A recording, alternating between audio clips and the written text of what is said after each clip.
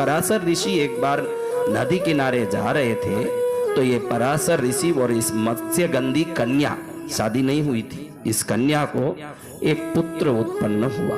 ये तेजस्वी पुत्र ही वेद व्यास जी हैं। ये व्यास जी उत्पन्न होने की कथा को यहाँ अपने देवी भागवत में बहुत सुंदर रूप से कथा दी गई है। जैसे ही वो जन्म लिए, वो किसी द्वीप में, उनकी माँ सत्यवती ने उनका नाम सत्यवती मत्स्यगंधी का, उसको जन्म दिया। तो माँ को प्रणाम करके व्यास जी नारायण के अंश होने से तुरंत विकसित होके बड़े हो गए एक क्षण में, और कहते हैं कि माँ मैं जाता हूं, मुझे तो बहुत सारे धर्म का काम करना है, लेकिन तू जब भी याद करेगी मैं तेरे सामने उपस्थित होऊंगा। ऐसे बोल के व्यास जी निकल गए। द्वीप के सामने उत्पन्न होने के कारण उनका नाम द्वैपायन भी हुआ, और काले वर्ण के होने के कारण उनका नाम कृष्ण द्वैपायन भी हुआ। तो ऐसे व्यास जी निकल के चले गए। ऐसे सत्यवती मत्स्यगंधी बन के कन्या रूप में व्यास जी का जन्म दी।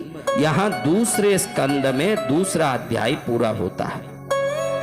अब इस जगह पर हमको आगे संतनु का चरित्र सुनने में मिलता है। कौन है संतनु? इसमें भारत का बहुत बड़ा, महाभारत बहुत लंबे चौड़े अंश में नहीं है, लेकिन बहुत सूक्ष्म रूप से यहाँ बताया है कि इक्ष्वाकु वंश में महाभीष नाम का एक राजा था। क्या नाम? ये महाभीष राजा बड़ा तेजस्वी था, धर्मशील था, चक्रवर्ती था। तो उसकी ताकत इतनी थी कि वो अपने इस राज नर वेश से ही ब्रह्मलोक तक जा सकता था। कहाँ जा सकता था? अब ब्रह्मलोक में जाके ब्रह्मा के सामने ही खड़ा है महाभीष। उस समय गंगा देवी भी वहां खड़ी है।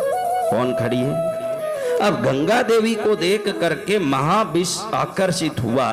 उस समय जोर से हवा बची। जैसे ही हवा का लहर आया, गंगा देवी का वस्त्र नीचे उतर गया। उस समय दूसरे देवताओं ने शर्म के मारे मुंह नीचा कर लिया। किसी स्त्री का, देखो आप लोग युवाओं, पुरुषों, ध्यान दो, आप घर में धूप दीप करते हो क्या? पूजा पाठ करते हो क्या? इसका फल तभी आएगा जब परस्त्री पर नजर नहीं डालोगे। आप ध्यान रखना कि आप सब सेवा करते हो फिर भी फल नहीं मिलता है, तो फल नहीं मिलने का कारण हमारा विकार ही होता है। हमको हमारे विकार से भी संरक्षण करना है। भाई मन बोले कि इधर देख उधर देख, तो तुरंत मन में बोलना। आपको बहुत अच्छा उपाय बताता हूं, क्योंकि मनुष्य हो, पुरुष हो, तो ये शरीर गंदगियों से, मन गंदगियों से भरा ही होता है। लेकिन आज एक आपको उपाय बताता हूं, जब भी कहीं मन विकृत होके देखने की कोशिश करें तो तुरंत मुंह से माँ बोलो। क्या बोलना? हाँ, तुरंत मुंह से माँ बोलो। सामने खड़ी हुई वो माँ है मेरी, वो मेरी कुल देवी है, इष्ट देवी है। तुरंत उसमें अपने इष्ट देवता को देखने की कोशिश करो। एक क्षण में आपका विकार भाग जाएगा। बहुत सरल उपाय। उसमें मन में माँ को ध्यान करना उस समय, नहीं तो ये मन तो कहीं ना कहीं भटकाएगा, इधर देखो उधर देखो। हाँ, इसलिए क्या बोलना। लेकिन सभी देवता मुंह नीचा कर लिए शर्म के मारे। गंगा देवी का उत्तरीय वस्त्र नीचे गिर गया है, लेकिन महाभीष पहले आकर्षित था तो घूर घूर के देख रहा था। और इधर गंगा देवी भी देखी कि कोई चक्रवर्ती अति सुंदर बलिष्ठ शरीर वाला मुझे घूर के देख रहा है, तो वो भी उधर देखने लगी। इन दोनों के नजर से नजर मिलते देख के ब्रह्मा जी को गुस्सा आ गया। अरे मेरे सामने तुम दोनों एक दूसरे पर ऐसे नजर डाल रहे हो, तुम दोनों जाओ मनुष्य बन के संसार में उत्पन्न होके अपने इस श्राप को पूर्ण करो, जा यहां से। ऐसे गंगा देवी को ब्रह्मा जी ने श्राप दे दिया। क्या दे दिया? वो श्राप पा करके महाभीष सोचे कि अभी मेरे को श्राप मिल गया, तो ये श्राप से मुझे वापस जन्म लेना पड़ेगा, कहीं जाना पड़ेगा। तो सोचा कि मेरे पास कम से कम एक सिलेक्शन तो हो कि मैं कहाँ जन्म। देखो, इस भक्ति के परिणाम से मोक्ष मांगो। अगर वापस संसार है तो वो संसार मांगो जिस संसार में भगवती की पूजा हो, उस घर में वापस जन्म लेने का मौका मिले। ऐसा ना हो जाए कि कहीं अल्लाह अल्लाह अल्लाह करना पड़े, न कहीं ला इलाहा करना पड़े, न कहीं वो जीसस करना पड़े। जाओ तो उस जगह जाओ जहां वापस गुरु महाराज भी मिले, कथा भी मिले, न मोक्ष भी मिल सके। तभी आप पुण्यशाली रहोगे, वरना तो भटकते ही रह जाओगे। वहां जाओगे तो ही कल्याण है, जहां जाने के बाद कल्याण संभव है। जो जन्मों को ही नहीं मानते, उधर पहुंच के कौन सा जन्म सुधरेगा। मुसलमान कहते यही जन्म है, फिर तो अल्लाह के पास जाना। उधर बोइंतर हूरे नाचेगी, कितनी हूरे, हाँ 72 हूरे नाचेगी। अरे नालाई, यही जो पुण्य करना कर, उधर की हूरों के लिए इधर पाप करते बेटा। अब महाविष सोचे कि मुझे ऐसी जगह जन्म लेना जहां जन्म लेने से भी मेरा आगे का कुल सुधरे। तो इक्ष्वाकु कुल में प्रदीप नाम के राजा के यहाँ जन्म लेते हैं, और ये महाविष को जन्म के बाद संतनु नाम रखा जाता है। क्या नाम? संतनु बड़े पराक्रमी राजा हुए। ऐसे संतनु बड़े हुए तो एक दिन देखते हैं कि एक बड़ी अति सुंदरी वन में बहुत सुंदर रूप से खड़ी है। वो गंगा है। कौन है? ब्रह्मा ने शाप दिया है कि तू इसके साथ जा। तो गंगा उस श्राप को पूरा करने, और एक बार वशिष्ठ ऋषि ने 8 वसुओं को श्राप दिया कि तुम सब मनुष्य लोक में जन्मो। तो वसुओं ने निवेदन किया गंगा देवी से कि हमको मनुष्य रूप में जन्म लेना पड़ेगा, लेकिन किसी अपवित्र स्त्री के गर्भ में मेद में जन्म लेना पड़ेगा। हे पूर्ण पवित्र देवी, तेरे पेट से हम जन्म लेना चाहते हैं। कन्या रूपी गंगा से ये निवेदन किया, तो वसुओं के निवेदन से वो धरती पर आई हुई है और संतनु को कहती है कि तुम मुझे ऐसे घूर घूर के क्या देखते हो। तो संतनु कहता है कि तुमको देख के मेरा मन आकर्षित हो रहा है। तो वो कहती है कोई बात नहीं, मैं तुम्हारे साथ पत्नी बन के रहूंगी। 2 शर्त रहेगा मेरा। कितना शर्त? एक शर्त तो ये कि मैं कुछ भी करूं तो तू पूछना नहीं कि मैं क्यों कर रही हूं। दूसरा, तू कोई भी अप्रिय शब्द मेरे सामने बोलेगा, ये दोनों में कुछ भी होगा तो उसी समय मैं चले जाऊं। क्या करे? तो कोई भी मेरे को पसंद नहीं ऐसा शब्द नहीं बोलना। ये 2 शर्त तो आज ये औरतें रोज कर रही है। बेचारी गंगा तो कभी पहले की थी। हाँ, इनको पसंद नहीं हो ऐसा एक भी शब्द आपका पति आपके सामने बोल सकता हो, आप बोलो माताओं, देखता हूं पति की ताकत कितनी है। मैं देखूं, धरतर दूजे नहीं पति। हाँ? दूसरा, वो बोलती है कि मैं कोई भी काम करूं तो मुझे रोकना नहीं, मैं कुछ भी कर सकती हूं, मेरी मर्जी। वो सोचता है कि इसको पाने के लिए मैं क्या नहीं करूं। मान लेता है, तू कुछ भी कर, मैं रोकूंगा नहीं, तुझे कभी अप्रिय शब्द बोलूंगा नहीं, तू जो करना कर।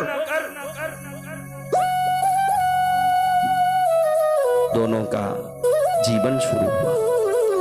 प्रथम पुत्र क्या हुआ? जैसे ही प्रथम पुत्र हुआ, जैसे ही पुत्र हुआ, कोई पुत्र हुई स्त्री 3 दिन तो सोती होगी, रेस्ट करती होगी, कुछ तो करती होगी। बहनों, तुम तो 2-2 महीना सोती हो दिखती है, तो सोती होगी। ये तो जैसे ही पुत्र हुआ, हाथ में लेके बाहर निकली। राजा देखा कि इस रात में ये कहाँ जा रही है, इस रात में कहाँ जा रही है। रोकना तो है नहीं, वचन दिया कि कुछ भी करे तो रोके नहीं। तो गुपचुप पीछे गया। ये क्या करती है देखो, जन्मजात बच्चे को सीधा ले जाके नदी में डाल दी, पानी में। कहाँ डाल दी? पानी में डाल के चलती बनी। अब ये पूछ ही नहीं पाया कि मेरे बेटे को तूने पानी में क्यों डाला। पूछे तो क्या होगा? क्या होगा? चली जाएगी। अभी मन अभी भी उसमें आसक्त है। हाँ? शादी होके कितना दिन आसक्त रहे? अभी तुम सब शादी करते हो ना, 5 साल होने दो, फिर देखो क्या होता है। कितने साल? हाँ, फिर देखना। अब ये कथा हम तो भागवत करने बैठे हैं, पत्नियों की महिमा की कथा नहीं। फिर भी दूसरे बच्चे हुए, दूसरा, उसको भी ले जाके पानी में डाल दी।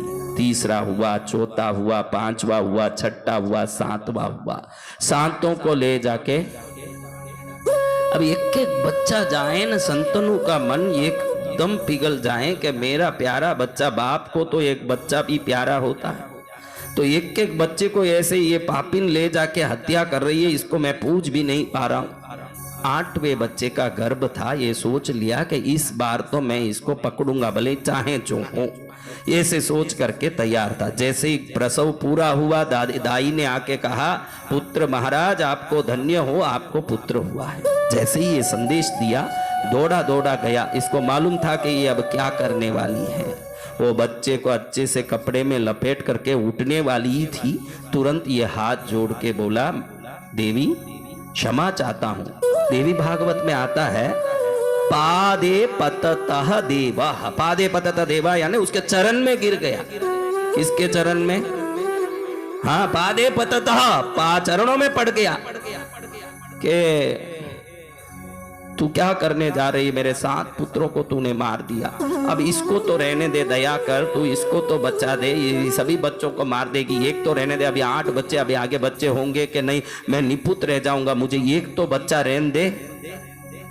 तुरंत वो देवी कुपित होकर के गंगा बोलने लगी कि देखो तुमको मैंने वचन दिया था कि जब तक तुम प्रिय रहोगे मैं साथ रहूंगी, तुमने अपना वचन तोड़ लिया, मेरे काम में रोक डाला, तो अब मैं तुम्हारे साथ नहीं रहूंगी, और इस बच्चे को भी मैं ले जा रही हूं, मारूंगी तो नहीं, लेकिन ये बड़ा होगा फिर तुम्हारे हाथ में सुपुर्द करूंगी। मैं तो वशिष्ठ ऋषि से श्राप प्राप्त 8 वसुओं को वापस उनके वसुलोक में भेजने के लिए एक-एक को पानी में डाली, मैंने मारा नहीं है। जैसे ये उत्पन्न हुए उसी समय मैंने उनको वसुलोक भेज के उनका उद्धार किया है, और उसको तुमने बीच में बात करके टोका तो ये काम रुक गया है। मेरा बेटा होने से इसका नाम गांगेय होगा। क्या होगा? गंगा पुत्र। क्या? गंगा पुत्र गांगेय होगा, समय पर इसको मैं तुमको दूंगी। अब राजा अपने राजकाज में लीन रहा, और लीन होते समय एक दिन वन में जाता है तो देखता भगवान कार्तिकेय की तरह धनुषधारी अति सुंदर एक तेजस्वी बालक। उस बालक को देखते ही पता नहीं मन में एक आकर्षण हुआ राजा को, और उसके पीछे दौड़ा बालक गायब हो गया। उस समय ही राजा को मन में लगा जरूर ये बालक मेरा बेटा है। उसी समय गंगा देवी को संतनु ने याद किया, तुरंत गंगा उसके सामने प्रकट हुई। प्रकट होके कहती है अब तुम्हारे पुत्र को तुम्हारे पास सुपुर्द करने का टाइम आया, ये लो तुम्हारा बेटा। उसी बालक जो धनुषधारी था, जो पराक्रमी तेजस्वी था, उस बालक को बाप के हाथ में सुपुर्द करके गंगा अपने लोक में चली गई। और इस बालक को लेके जैसे भगवान महादेव कार्तिकेय के साथ आनंद लेते हैं, वैसे इस बालक के साथ आनंद लेते हुए संतनु बड़े आनंद से अपने जीवन बिता रहा था। और एक दिन कहीं आखेट करने, शिकार करने गया तो उस समय देखता है कि एक अलग ही तरह का गंध कहीं आ रहा है। उस गंध को पकड़ने के लिए चारों तरफ यहाँ वहां भागा तो देखा कि एक पुराने कपड़े पहनी हुई एक कन्या, उसके शरीर से ये गंध आ रहा। यही वो मत्स्य गंधी। कौन? जो व्यास जी को जन्म देने वाली सत्यवती। इसको देख करके संतनु के मन में आकर्षण हो गया कि इसको मुझे विवाह करना चाहिए। मेरी पत्नी गंगा तो चली गई, अब एक कोई नहीं हो तो आगे का राज परंपरा कैसे चलेगा, तो मुझे एक पत्नी चाहिए। वो जो नाव चलाने वाले नाविकों की जो झोपड़े थे, उधर जाकर के ये उस नाविक को जाकर के निवेदन किया कि आपकी पुत्री को मुझे दे दो। तो नाविक ने कहा देखो राजन, ये तो किसी को भी देने जैसी चीज ही है, मैं रख के क्या करता, आखिर तो ये स्त्री है, स्त्री तो किसी के यहाँ जाए तो ही शोभा देगी, लेकिन आपका एक पुत्र है और आपके आगे भी शादी होंगे। राजाओं के क्या 1000 शादी कर लेते हैं, फिर मेरी पत्नी दासी की तरह कहीं मरेगी।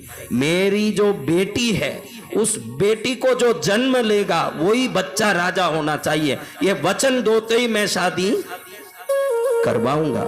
अब राजा संतनु सोचे कि मेरा बड़ा बेटा गांगेय गंगा पुत्र होते हैं, इसको मैं राजपाट दूंगा क्या, ऐसे कैसे हो सकता है। ऐसे सोच के बगैर कोई जवाब दिए वापस राजमहल में आ गया। लेकिन रात दिन उसको यही चिंता सतावे, उसी स्त्री का याद आवे। क्या याद आवे? एकदम भ्रमित होकर के, दुखी होकर के बैठा है तो पुत्र देखता है कि मेरे पिताजी बहुत चिंता में हैं। तो पिता को पूछे कि पिता आपको क्या चिंता है। तो बोले बेटा देखो, हम कभी किसी बात को बोलते हैं ना, अगर वो अधर्म वाला बात भी हो तो हम तरीका ढूंढते हैं वो धर्म जैसे दिखे। हमारा यही आदत होता है। मैं पूछता हूँ क्या तुम लोगों ने व्रत क्यों नहीं किया? करने की कोशिश करेंगे महाराज, ये कोई नहीं बोलता। चाय बगैर नहीं रह सकते महाराज, सिर बहुत दुखता है। 100 बहाने आते हैं कि नहीं। बाप को बेटे ने पूछा कि आप दुखी क्यों हैं पिताजी? ये नहीं बोला कि किसी स्त्री के दिमाग में घुसी हुई भूत मुझे दुखी करती है। उसने बोला कि तू कहीं युद्ध में जावे न मर जावे तो आगे मेरा कौन सा पुत्र होगा भाई, इसलिए मैं वो चिंता में पड़ा हुआ हूँ। ये समझ गया कि बाप को शादी की याद आ गई है। तुरंत मंत्रियों को जाके ये ज्ञानी पुत्र ने पूछा कि इनके साथ क्या हुआ, परसों शिकार जाके आने के बाद से बड़े दुखी दिख रहे। तो मंत्री ने बोला कि ये एक मत्स्य गंधी जिसके शरीर से मत्स्य का बास आता है, उसको देख के तेरे पिताजी बड़े मन में आकर्षित हो गए हैं, उसी की चिंता में दुखी है। पुत्र वो होता है जो पिता की अपनी हर इच्छा को पूरी करें। इच्छा उचित अनुचित हो वो अलग बात, पिता की इच्छा है ये महत्वपूर्ण बात। आज भी सभी को कहना चाहता हूं, आप हर एक को कहना चाहता हूं, आप में किसी को अपने पिता से शिकायत हो सकती है कि मेरे पिता ने मुझे बराबर नहीं पाला, मेरे पिताजी ने मुझे बराबर नहीं पढ़ाई कराई, मेरा पिता दुष्ट है, मेरे को सही ढंग से नहीं दिया, ये नहीं दिया, पांति नहीं दिया। ऐसे आपको हजार शिकायत हो सकती है। इस कथा के माध्यम से आपको मैं कहना चाहता हूं, समझ लो कि पिता आंख है, क्या समझ लो, और आप चश्मा हो, ऐसे समझ लो। खाली उदाहरण बता रहा हूं, आप क्या हो और पिता क्या है। अब समझो आंख खराब हो गई, हा? तो स्क्रू ड्राइवर डाल के आंख में खोदोगे कि चश्मा बदलाओगे? बोलो जोर से, अच्छे से समझ लो मेरी बात। पहले क्या आया, बाद में क्या आया? तो पहले बाप आया, सही है ना, इसीलिए उसको आंख बोला। बाद में चश्मा आया है ना, बेटे बाद में आए। अब हमको आंख खराब भी लगे तो रिपेयरी आंख की होगी कि चश्मे की? तो आपका बाप खराब भी लगे तो भी रिपेयरी आपकी होगी, बाप की नहीं होगी। देख लो, आप बाप को आप गलत बोलना बंद कर दो, अपने बाप के बारे में ऐसे उंगली उठाना बंद कर दो। जब जब आंखों में कोई भी तकलीफ आई, रिपेयरी चश्मे की हुई, आंख की नहीं हुई। अपने माँ बाप को उंगली उठा के कमी बताने की आदत जिस पुत्र ने छोड़ दिया, सिर्फ उनकी अच्छाई और अच्छी बातें जो याद रखता है, उसको इष्ट देवता और कुल देवता का भी अनायास ही कृपा मिलती है। जो माँ बाप को कोसेगा उसको किसी भी जिंदगी में सुख नहीं आएगा। भाई मैं बहुत पूजा करता हूं, कर लेना, लेकिन माँ बाप के आशीर्वाद बगैर फलित नहीं होगी पूजा। अपने माँ बाप की गुणगान करना सीखो। क्या करना? मैंने बताया, उदाहरण सही है ना। भले पहले आंख आया, रिपेयरी किसकी होती है बेटा? हाँ, तो चश्मे का रिपेयरी करो। तो इधर बाप की दुख देख करके वो वन में गया बालक, और जाके उसी व्यक्ति को मिला जिस पर ये आकर्षित हुआ, उसके पिता को। वो बोलता है कि तेरा बाप तो तुझे ही राज देने वाला है, तो तू ही मेरी बेटी से शादी कर ले। हाँ, तो वो बोलता है कि मेरे पिता ने आपकी बेटी पर प्रेम जताया तो मेरी माँ हो गई है, माँ से मेरी शादी नहीं हो सकती, आप उससे शादी करा दो। तो वो बोलता फिर तू राजा बन जाए तो? मैं राजा नहीं बनूंगा, मैं शपथ लेता हूं कि मैं राजा नहीं बनूंगा। उस समय वो बोलता है तू राजा नहीं बनेगा, लेकिन तेरा विवाह होगा, उस विवाह के बाद तुझे एक पुत्र होगा, वो बलवान होगा, वो सोचेगा कि ये गद्दी मेरी है और इसने जबरन हड़पा है, और वो लड़के वो गद्दी पकड़ लिया तो क्या करें? उस समय ये गांगेय ने तीनों लोगों के देवता की साक्षी रख के शपथ ली कि मैं आजीवन मेरे पिता की सुख के लिए शादी नहीं करूंगा, मेरा पिता सुखी हो ये एक ही कामना करूंगा, मैं शादी नहीं करूंगा तो मेरा पुत्र ही नहीं होगा, पुत्र ही नहीं होगा तो राज्य की बात नहीं, ना मैं राज करूंगा ना मेरा वंश राज करेगा, मैं आजीवन ब्रह्मचारी रहूंगा। ये भीष्म शपथ लेने के कारण, ये देव व्रत, देवों के सामने व्रत लेने के कारण देव व्रत हुए, और भीष्म शपथ लेने के कारण भीष्माचार्य हुए। बहुत बड़े एक त्यागी अपने बाप के लिए। हम देखो बापों को जाके यूं कोसते रहते हैं, बापों का ऐसे हम मरोड़ा लेते रहते हैं, बापों को ऐसे दबाते रहते हैं। बाप के लिए एक बेटे ने कैसे अपनी जिंदगी का सुख, अपनी जिंदगी के वैभव को त्यागा, और बाप के सुख में अपना सुख देखते हुए आजीवन ब्रह्मचारी रह के अपने जीवन बिताया। इस कहानी से देखना चाहिए कि हमारे माता पिता के प्रति हमारा कर्तव्य क्या होना चाहिए। तो ऐसे संतनु राजा हुए। उसके बाद कथा कहीं जाते हुए महाभारत में सुरसेन की पुत्री कुंती, कौन? राजा सुरसेन की पुत्री कुंती, कुंती भोज के घर जाके सूर्य भगवान की पूजा में, कुंती भोज राजा सूर्य देव की साधक हैं और सूर्य देव की साधना करते हैं, तो उस साधना में सेवा करने के लिए ये वहां कुंती पहुंचती है। कौन पहुंचती है? और कुंती की साधना भक्ति में सेवा देख के कुंती भोज प्रसन्न होते हैं। उसी समय यही चतुर्मास का काल, वर्षावास का काल देख के दुर्वासा ऋषि राजमहल में चतुर्मास करने आते हैं वर्षावास में। उस समय कुंती उनकी बहुत सेवा करती है। दुर्वासा तो बड़े कुपित होने वाले तपस्वियों में हैं, एक बार मुंह खोलें श्राप दें। ऐसे दुर्वासा को कुंती ने बहुत प्रसन्न कर दिया। क्या कर दिया? अति प्रसन्न हो गए दुर्वासा ऋषि। तो बोलते हैं कि ले बेटा कुंती, तू क्या चाहती है?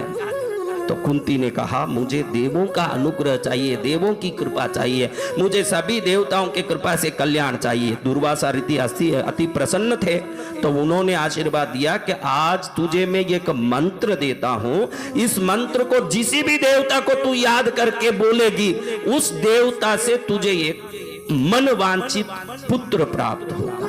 क्या होगा? उन्हीं देवता से, जिनको भी याद करो, ऐसा नहीं कि इससे, चाहे जिसको याद कर, तेरे को एक पुत्र होगा। कुंती ने ये मंत्र ले लिया।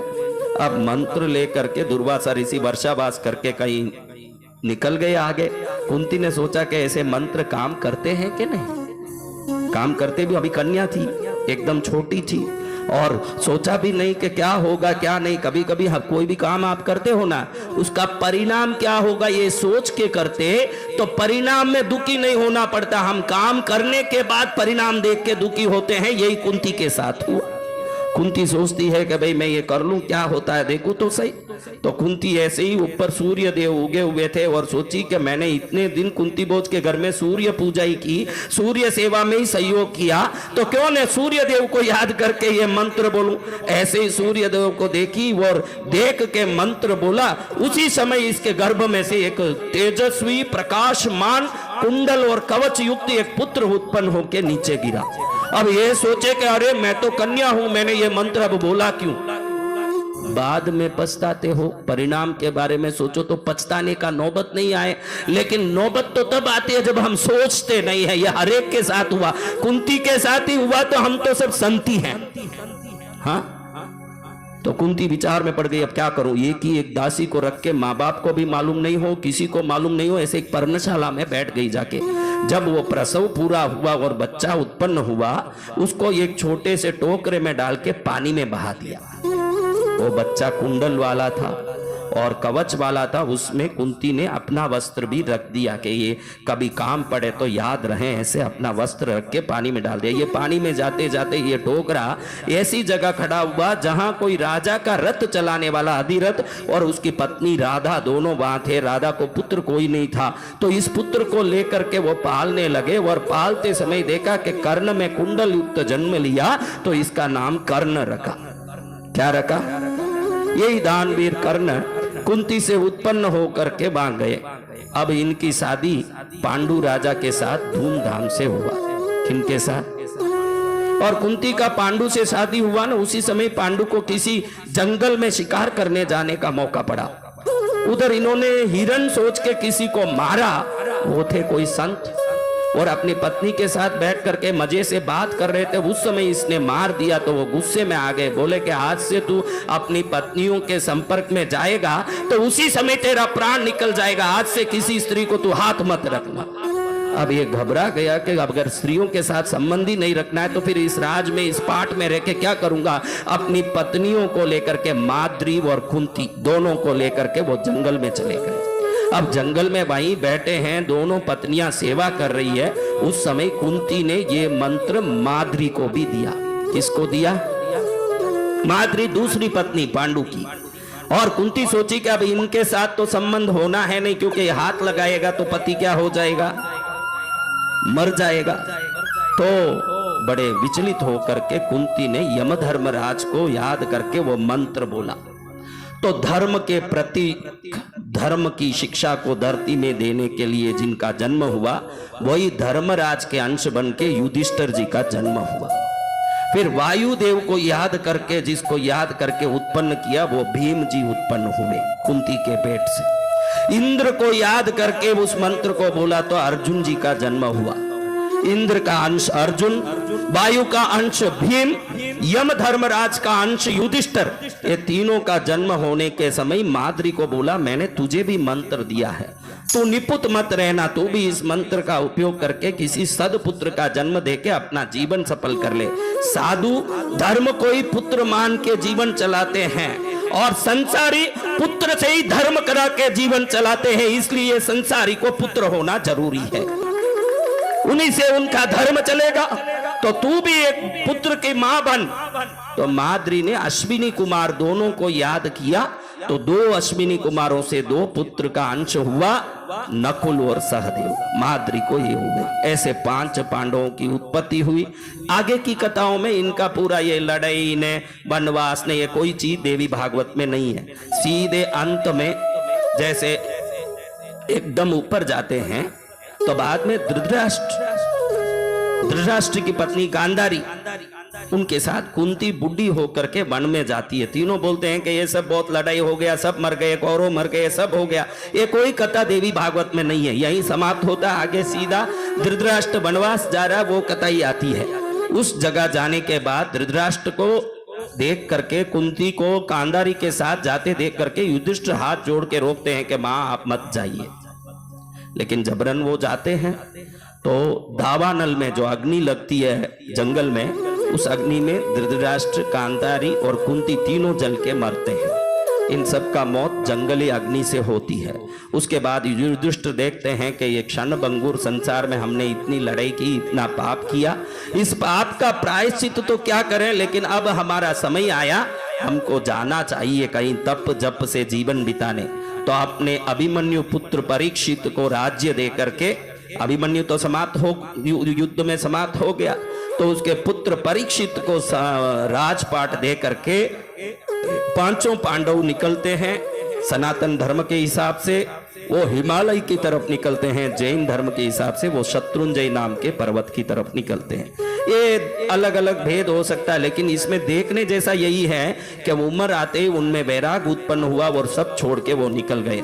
आपका उम्र हो गया फिर भी आप कीचड़ में पड़े हो, तो ये कथाएं इसलिए ही सुनते हैं कि जब मौत का टाइम आता है तो मन में ईश्वर का नाम हो, ये चिंतन बुद्धि तो अवश्य होना चाहिए। युधिष्ठिर जैसे बड़ा चक्रवर्ती जो राज करता है, वो अपने राजपाट को ठुकरा करके जंगल में तपस्या करने जाता है। ना बूढ़े होकर के भी मेरा पोते का दांत नहीं आया महाराज, मेरे बाल गिर रहे महाराज, इसके लिए यहाँ आके खड़े हो, तो फिर ये कथा सुनने का क्या अर्थ है। परीक्षित एक बार जंगल में जाता है, प्यास बहुत लगता है। इसमें 5 पांडव अपने स्वर्ग प्राप्त कर चुके होते हैं इस समय में।